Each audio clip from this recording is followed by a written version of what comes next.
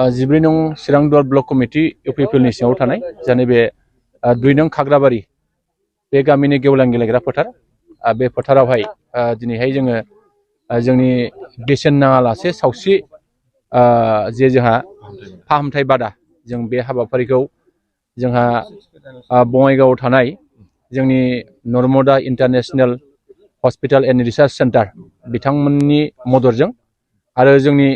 14 नं चिरांदुवार block committee इउपिपिएलनि बेबादि मददजों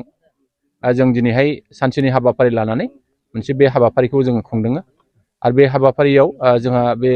Narmada international hospital and research सेन्टारनिफ्राय जोंहा गोबां डक्टर बिथांमोना निश्चय बाहाय नुजाफैनो हादों आरो बिथांमोननि गेजेरजों निश्चय जोङो नैबे बेसेन नाङालासे जे सावस्रि बादा जे हाबाफारि बेखौ जोङो मोजाङै जाफुंसार खालामनो हागोन जों बेखौ मिजिं खालामदों आरो जों बेबायदिनो गुबुन गुबुन जायगायावबो बेबादि बेसेन नाङालासे सावस्रि बादा जोंनि हाबाफारि बे हाबाफारिखौ जों लालांनो सिगांदों आं दिनैहाय नैबे हाबाफारिनि गेजेरजों रायजो राजाफोरनि बेखौनो खावलायनो लुबैदों जे जोंहा गामि ओनसोलाव थानाय रायजो राजाफ्रा गोबां रांखान्थिनि आंखालाव जोङो गुबुन गुबुन हस्पिटालफ्राव थांनानै जों बेबादि नायजाहैनो हाया थाखा फैसानि आंखालाव जों बेबादि जेरैबायदि फाहामथाय लानांगौमोन जों बेबादिखौ लानो हाया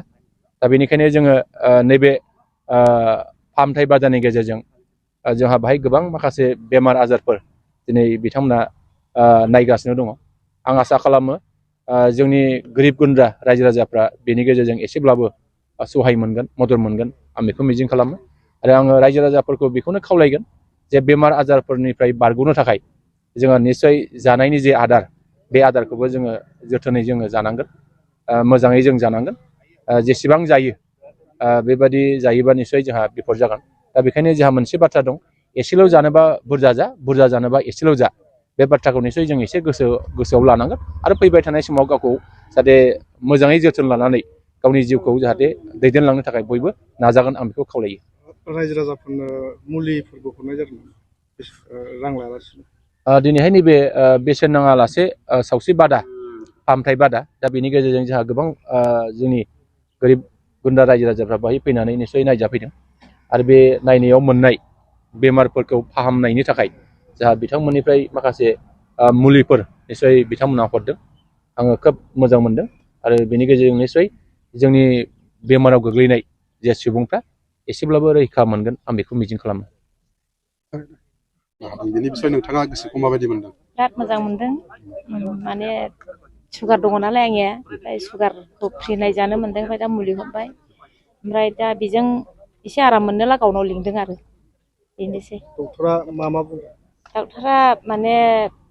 सिंफ्रावहाय अनेक टेकनिकनि मानि मोनसे प्रब्लेमफोर जानो हागौ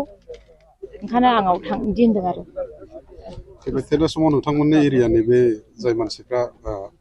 फाहामथाय लानो हायाखै बेबायदि फ्रि चेकआपआव फैजानो नोंथाङा लुबैना लुबैयो बिराद मोजां जों खिथाबायजोबदों बैयाव लिंबोदों आं बैयाव फ्रि नायगासिनो दं फैद' होननानै लिंलाबायबोजोबदों आं नाथाय मानि माबायाव सफैनो हायाखै दिनै जानो मिथिया मानो फैयाखिसै बेनोसै जायहा बेबायदि सुबिदा होदों बेबायदि बिथांमोनखौ मा साबायखर बावनो सानो बिराद मोजां साबायखर बावो आं बिदि फ्रि नायजानो मोननायनि थाखाय जाय बिथांमोना बेफोरबायदि फ्रि मोनसे माबा खालामनो हादों बिसोरखौ औ साबायखर बावबाय आं औ मुलिखौ मोनबाय नामा मुलिखौ मोनबाय मा मानि मुलि लाखो